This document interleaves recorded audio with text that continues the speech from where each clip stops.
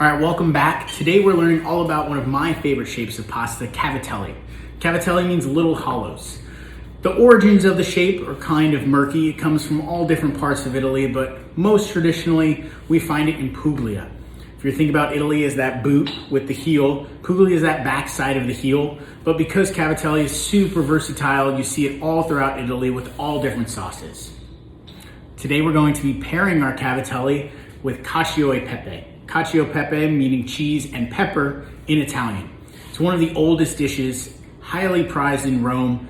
The origin story goes that it was that pasta sauce that the shepherds would make. They'd carry their pecorino cheese on the backs of the sheep. They'd pair it with peppercorns, which was not perishable at all, and they'd be able to make this dish anywhere they went. All right, so we're using our same dough from the peachy, flour and water. I've let this come completely to room temperature. It's nice and soft and tempered. We never want to be working with cold pasta dough. That makes things incredibly difficult unnecessarily. I'm going to take off just a piece of my dough, just like when I was making peachy, and keeping the rest of the dough covered when I'm not working with it. I'm using just this pastry cutter here, a bench scraper. If you have a knife, that works just as well. And I always start with one nice log, wrap back up my dough, set this aside. So very much just how we made the peachy, cavatelli is similar, except we're not gonna roll it as thin. We're gonna keep this a little thinner. We're going for about a 1/2 inch in diameter this time, a thicker snake, if you will. And the same principles and techniques apply here. If your strip of dough is sliding back and forth on your work surface and not sticking, you can wet your hands and give yourself a little more moisture. It's all gonna depend on the humidity outside. There's no real recipe for that. It's all just gonna be by feel, and you'll learn that feel the more you make this.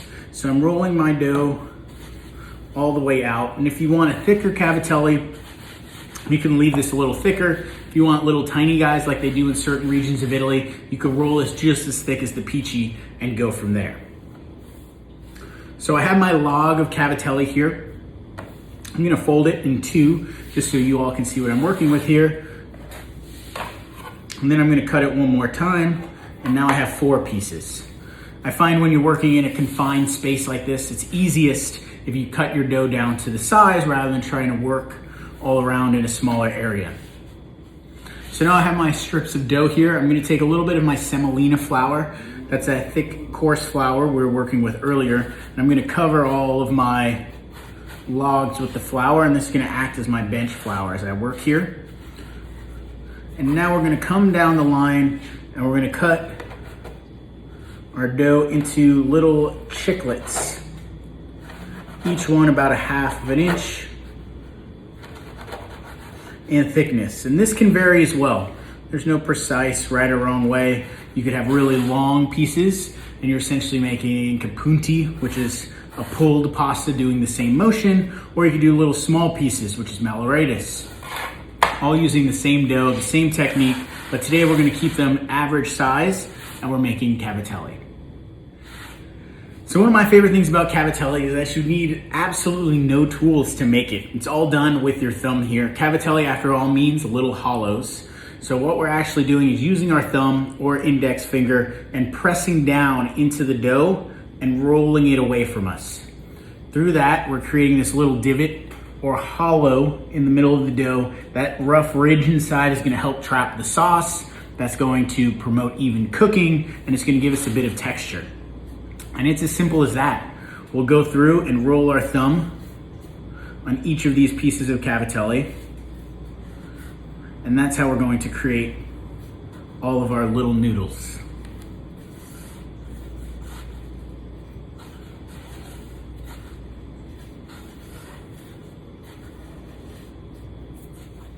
And while these cavatellis don't have any designs or impressions on them, depending on where you are in Italy, some kitchens may put a little design on their cavatelli that'll help grasp the sauce and give it a little outer texture to things. Now my challenge to you is to find ways to imprint that design in your own kitchen.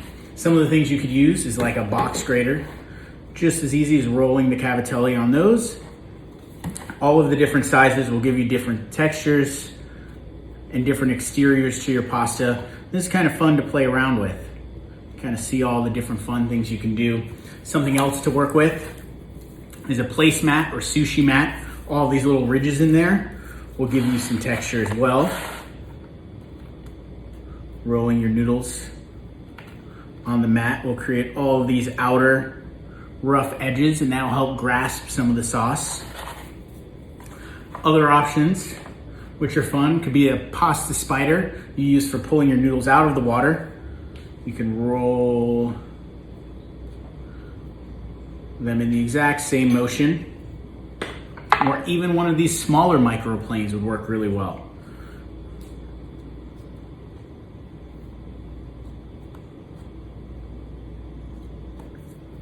If you can't find any of those, I know something you absolutely do have, and that's a fork. Just like you would when you're making gnocchi, you can think of these as little gnocchetti, little gnocchis, which essentially are just our dumplings. We're making dumplings here, Cavatelli dumplings, using our semolina flour and water dough. And just by rolling it on the edge of the fork, we're able to create all of these different impressions just by tools we have in our own kitchen. So one other shape that's fun is a little ear. It means orecchiette in Italian.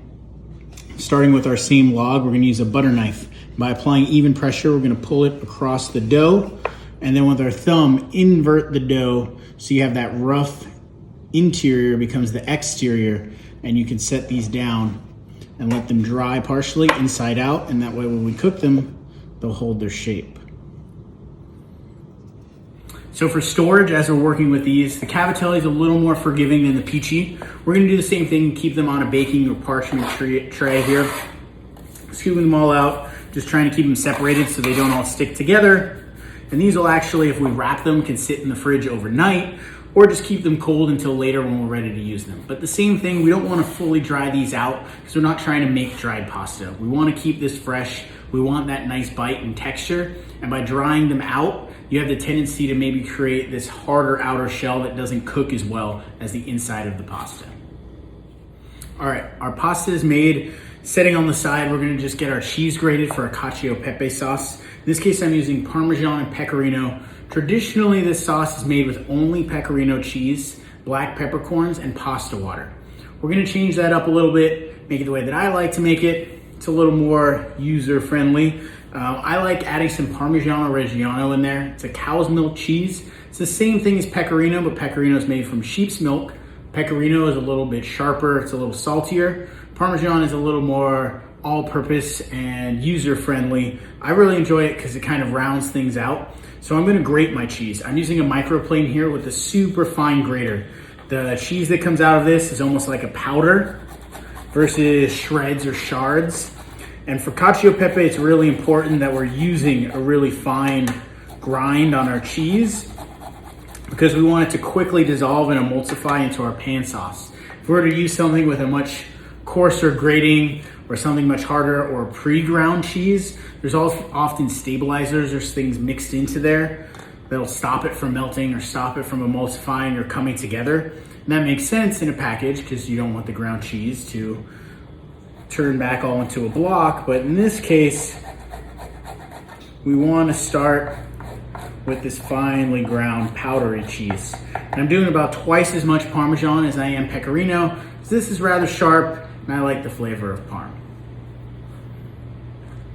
All right, I have all of my mise en place here ready to go to finish my Cavatelli with Cacio Pepe. I have my boiling pasta water, I have both my cheeses, I have my pepper mill, I have a little bit of salt, and of course my trusty pasta basket. So same thing as always, I bring my water to a boil first with a lid just to prevent any evaporation, and then I salt my water. The reason being I don't want it to get too salty or dissolve. The water will evaporate, things will get saltier, and I'm just lightly seasoning my water. My Cavatelli is going to take a couple of minutes to cook. Once they float, I'll probably let it go for 1 to 2 more minutes, and then I'll give it a little taste test. When I'm dropping my Cavatelli, I like to dust off any of this excess semolina here. Sometimes I feel like it'll make your water a little too starchy. Things will get a little too gummy.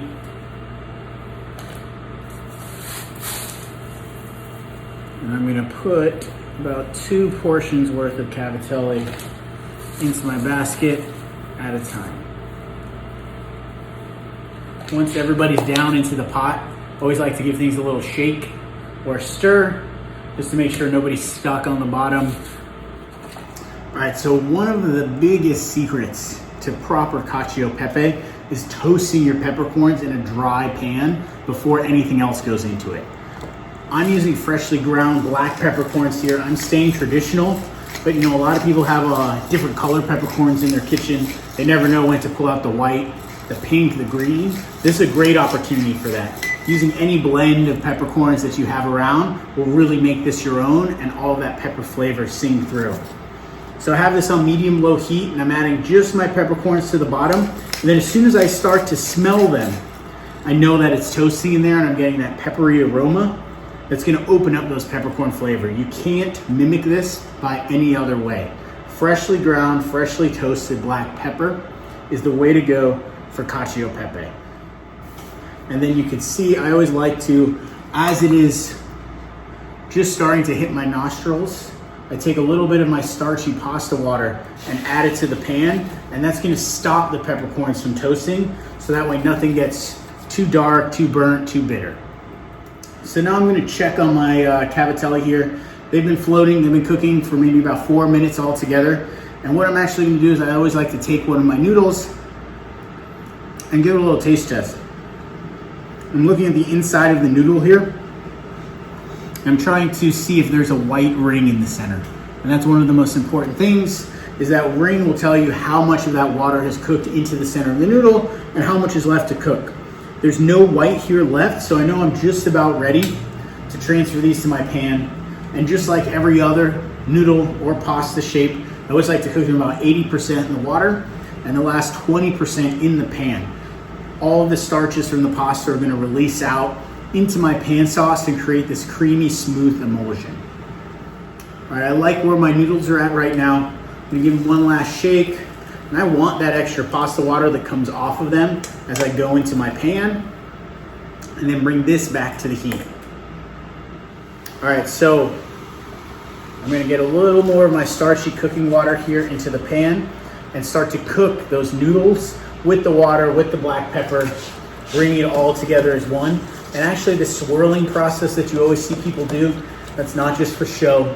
That's releasing some of the starches in there, agitating everything, and really kind of bringing it all together.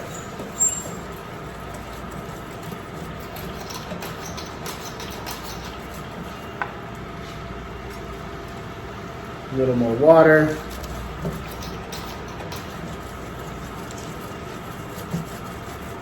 Now traditionally, it would be this, and we'll add our cheese. The cheese will emulsify and give us our sauce. But me personally, I like a little bit of butter in there. I'm half French. I feel like it's totally acceptable to put butter in cacio pepe. It reminds me of childhood. It's how I always had it growing up. So that's the way I like to do it. You can leave the butter out. There's nothing wrong with that. All right, my pan sauce is getting creamy. You can see the starches start to emulsify with the pasta. Now this is when I'm gonna add my butter and begin to swirl everything together. You want to do this over high heat. The butter, the pasta, and the starchy water all coming together as one. And if you're not totally comfortable creating a pan sauce just from butter and pasta water, I have one more little trick that you could do. It is completely non-traditional, but it'll make things a little more decadent and a little more creamy, is some heavy cream. So you could always add a little heavy cream, bring this back to a boil, and it'll help emulsify the entire sauce and give you a little more wiggle room with what you're working with. Like that. I always add my cheese right at the last moment where my consistency is just right, and the cheese is gonna help tighten up all of the sauce. So if I drag my spoon through the pan, you can see it leaves just a little bit of a mark, almost like we're parting the seas of pasta here, and before it all comes together. That's a great sign. So I'm just swirling this together. And then now off the heat, I'm gonna add all of my cheese.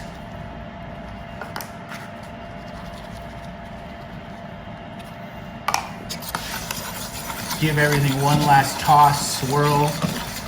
And all of that residual heat from the cream, the butter, the pasta water, is gonna help bring this sauce together. And this is why using the grated cheese, finely ground, is really important, so everything melts together super quick. And you can see here, now we're holding the line of sauce as we pull it.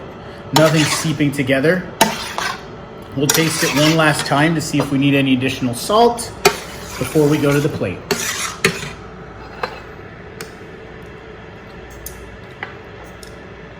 Cacio Pepe has some salty cheese there.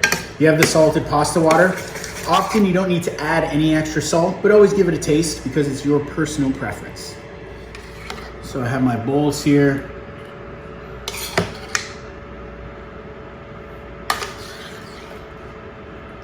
Cacio Pepe is not one of those dishes that are gonna sit around in the pan for very long before your cheese starts to come together. So this is one of those ones you wanna finish right when it's time to eat. All right, we've just finished plating our cavatelli, and the last finishing touch I always like to do is a little more black pepper on top. I think that way then you get two different layers of black pepper flavor. You get that toasted black pepper from cooking and toasting in the pan, and then you get that freshly ground black pepper on top, that raw pepper flavor. Then of course, this is where I like to use my coarsely grated Parmesan cheese. Not the best stuff for melting in the pan, but really good for sprinkling on top because it doesn't melt right away. And you can use it for garnishing your dish. All right, cavatelli, cacio e pepe. Let's give this a try. I can't wait to get in here.